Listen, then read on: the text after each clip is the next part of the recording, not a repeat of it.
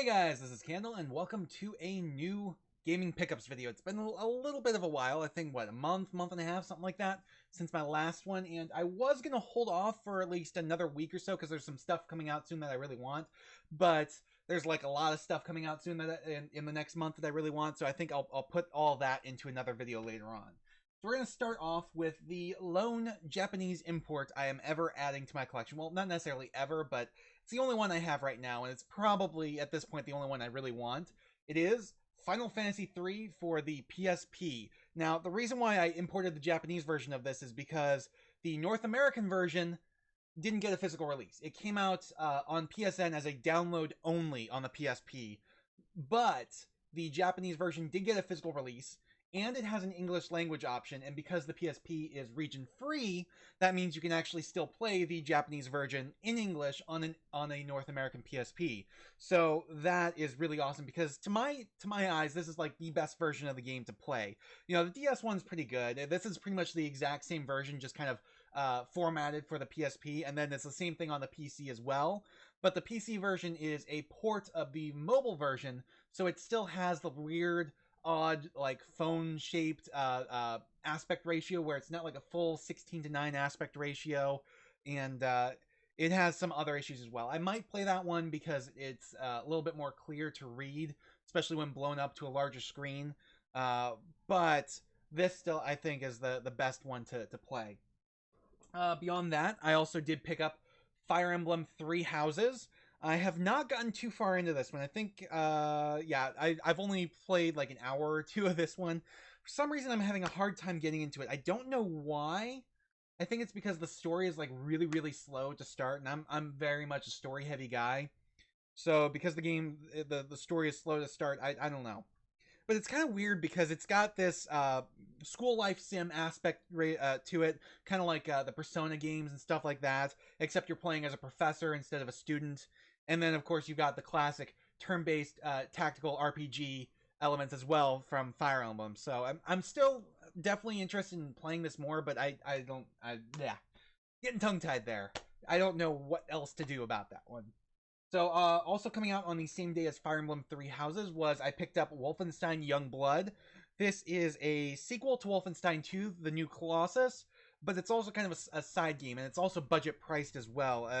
It's only like 30, 40 bucks, something like that. But this is a co-op focused Wolfenstein game where you play as one of BJ's twin daughters, Jess and Soph. Yeah, Jess and Sophia. And you have to go and rescue BJ in Paris, and it's a lot of fun. It's kind of short, which, I mean, that and the co-op focus, I can understand why it was kind of a budget title, but it was still quite a bit of fun to play as well. Definitely looking forward to whatever else they come up with for Wolfenstein. I know there was a VR specific title that came out as well, Cyberpilot. I haven't played that yet, so I'll have to check that out at some point as well. Beyond that, I also picked up Watch Dogs 2 and finally played through it.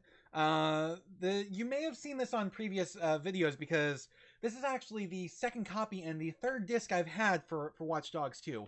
What's funny was I picked it up months ago at a GameStop and got it home and didn't touch it for a few months. And then I decided I wanted to play it after they announced Watch Dogs Legion.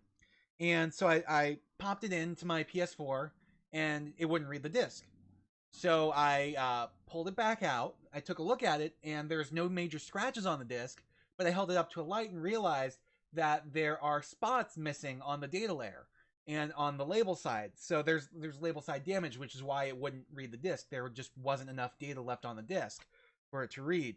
So I ended up going back to GameStop, picking up another copy, getting it home, taking a look at it to make sure it's still good, and I realized there's still spots on the label side. There's label side damage.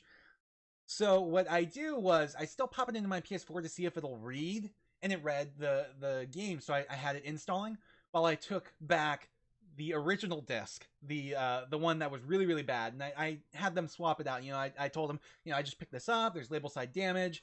Not a lie. I just ended up giving them the wrong disc rather than the one that I just picked up, and it swapped out for another one which also has label side damage. I don't know what it is with this game, but this one actually has very, very little label side damage. I'm actually looking at it right now. It's just these tiny little spots that are like really close to the center. So I'm not even sure if that's where the data is, because I think that's, yeah, the tiny little spots are like right around here, which if you look on this side is kind of where the actual rim is. So like all the data is like from here out.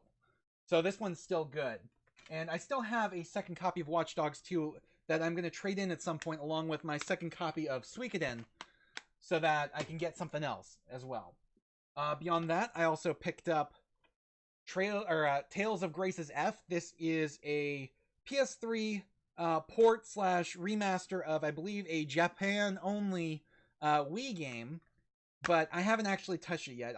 I do enjoy the Tales games, but it's been a while since I've played one, gotten one into it, so I don't know. I've actually been wanting to play Tales of Phantasia again, actually finish that on the Game Boy Advance. I know the PS1 version is the best version, but that never saw a Western release, so I would have to deal with emulation and a translation patch. But another thing I got was I finally picked up Kinectimals, which was one of those Kinect launch games. And this one I haven't even seen if my Xbox 360 will read it yet. Because, and the guy at the GameStop showed me the disc and let me know. But there is, I don't know if it'll show up really well here, but there is like massive scratching all over the disc here. So I don't even know if it's going to read it. But I mostly just picked this up just to add it to my collection. I didn't really get it to play it. And beyond that, the last three games I have are all part of the same franchise. We have Call of Duty Black Ops 3, which I played on the Xbox One. Call of Duty Advanced Warfare, which I also played on the Xbox One. And finally, Call of Duty 3. So now, my Call of Duty collection on the 360 is nearly complete. I'm only missing World at War, which I have played on PC, and Ghosts, which I played on the Xbox One. Those are the only two Call of Duty games, to my knowledge, on the 360 that I don't own, because I have 2, 3, 4, Modern Warfare 2 and 3, Black Ops 1 and 2 and 3, and then Advanced Warfare. So it's really just Ghosts, because I think Infinite Warfare was the first one to not launch on the 360 after the switch upwards. So anyways, that is all I have for right now. I'll see you guys in the next month or so with more games, because there's a shit ton of stuff coming out in September that I want. So I'll see you guys then. Thanks for watching. Please remember to comment, rate, and subscribe.